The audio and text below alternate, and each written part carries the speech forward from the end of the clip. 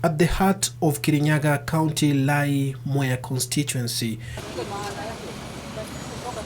a rapidly growing region that has seen traders and property developers flock its urban centers. The rapid growth is attributed to rice farming, a crop that has become synonymous with the region, making it a regional economic hub. But as the traders retire for bed, a social phenomenon manifests itself across several hotspots as sex workers take over urban centers, offering services to those retiring from their day's exploits. The sex workers setting up shop across 235 hotspots within Mwea constituency. In Mwea, you'll find kids as young as 16 engaging themselves in prostitution. And you know, this is a decision they've made, so you cannot tell them, "Apana, don't go and do any prostitution." They've made that decision because due to various factors. There's increased cash flow during harvesting and sales. That means there usually increased activities and money in this area during this time, especially this time, November, December. So there's a lot of money trading. There are a lot of people coming to Mwea, and that inflow probably has contributed to the high number of HIV prevalence around the Mwea region. Those engaging in the illicit trade taking advantage of the peak season, said to be between November and January, as farmers harvest their crop in a cycle that always witnesses an influx of sex workers to the region. Huku kameiva, pesa iko sasa, pesa ni mingi. Juu hawa wase wakikata mchere, nakuja tu kujifurahisha tu. So wakati kama huu kuanga November, December na January, pesa inakuanga mingi. Unapata biashara ya Mwea iko juu, na vile activities ziko na pesa nyingi, ndio sexual activities ziko juu. It is this very phenomenon, fueled by the growing threat of new HIV infections, that has seen stakeholders in the fight against the scourge change tact.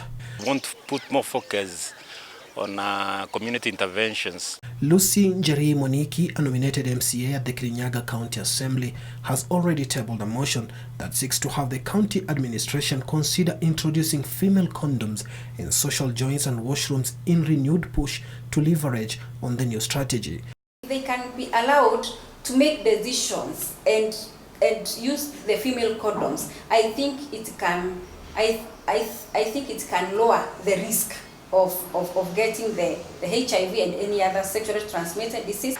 The uptake of female condom iko chini because majority hawajui kutumia. Now the big issue is ni mimi kuwafundisha kuvalia, wengine wanawoga wa kufundishwa. Informed by high stigma levels among the predominantly rural community, stakeholders in the fight against HIV and AIDS have taken advantage of community and faith-based organizations choosing them as their medium of communicating targeted messages. Na encourage wa Kristo wapimo HIV, wajue status sao, na wakijua status sao watajua vile watakaa, na wanapimwa, na hiyo inawasaidia kujijua wao wenyewe. We are trying our best to let people know or reduce the stigma in people and in families so that they can live a life that is pleasing to God. We create awareness on HIV and AIDS, mostly on PrEP, which actually caters for before exposure, and there's PEP, which is after exposure.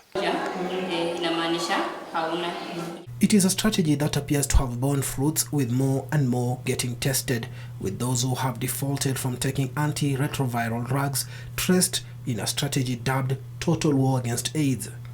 We are able to do sensitizations to the community so that they accept that these people are there, and they are our families, and they're people who need love and care, and they also have a right to health.